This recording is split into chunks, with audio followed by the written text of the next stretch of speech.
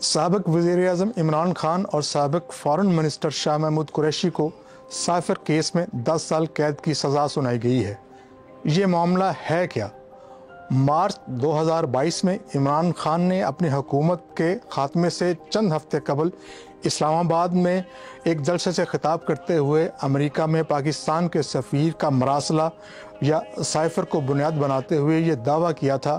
کہ ان کی حکومت گرانے کی جو مبینہ سازش کی جا رہی ہے اس میں امریکہ کا کردار ہے۔ ہر چیز کو میں ظاہر کر رہا ہوں جو ہمارے پاس ثبوت ہے۔ تاہم قومی سلامتی کمیٹی کے اجلاس میں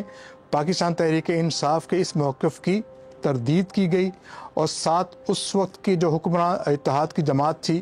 ان کی طرف سے یہ معاملہ FIA کو بھیج دیا گیا اور FIA نے عمران خان کے ساتھ ساتھ شاہ محمود قریشی کو بھی سائفر مقدمے میں ملزمان نامزد کر دیا۔ سابق وزیر اعظم عمران خان پر سب سے بڑا الزام یہ ہے کہ انہوں نے سائفر کو پبلک کر کے ملک کی سلامتی کے ساتھ ساتھ پاکستان کے جو ڈپلومیٹک ریلیشنز ہیں دنیا بھر کے ساتھ ان کو بھی خطرے میں ڈالا۔ اس سے پہلے کہ ہم آگے بڑھیں ہم یہ جان لیتے ہیں کہ سائفر ہے کیا۔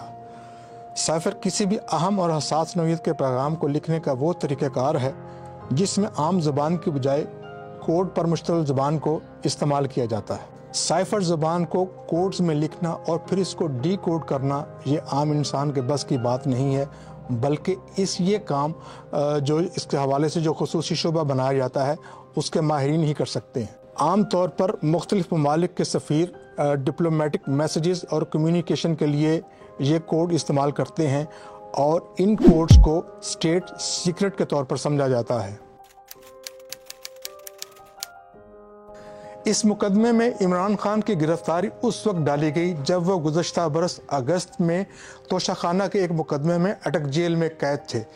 اس کے علاوہ شاہ محمود قریشی کو FIA نے 10 روزہ جسمانی ریمانڈ پر اپنی تحویل میں بھی لیا۔ ان دونوں ملزمان پر فرد جرم 13 دسمبر کو عائد کی گئی اور یہ فرد جرم اڈیالہ جیل راولپنڈی میں عائد کی گئی اور قانون کے مطابق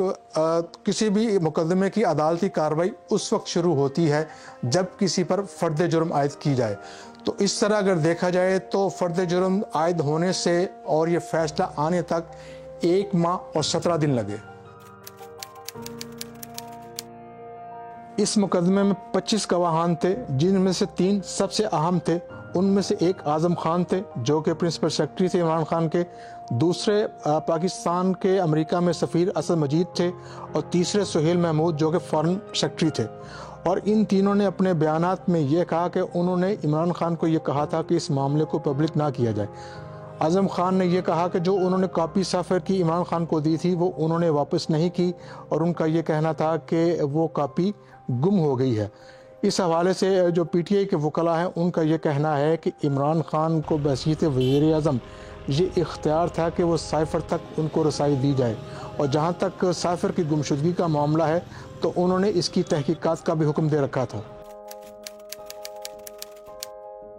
عمران خان اور شاہ محمود قریشی اس فیصلے کو اسلام آباد ہائی کورٹ میں چیلنج کر سکتے ہیں، جس کا ان کے وکلاء نے بھی اندیا دیا ہے کہ وہ اس کو چیلنج کریں گے، اور اگر اسلام آباد ہائی کورٹ بھی ماتحت عدلیہ کا فیصلہ برقرار رکھتے ہیں تو پھر وہ اس فیصلے کو لے کر سپریم کورٹ جا سکتے ہیں، اور سپریم کورٹ ہی پاکستان کی سب سے بڑی عدالت ہے جس کا فیصلہ حتمی ہوتا ہے۔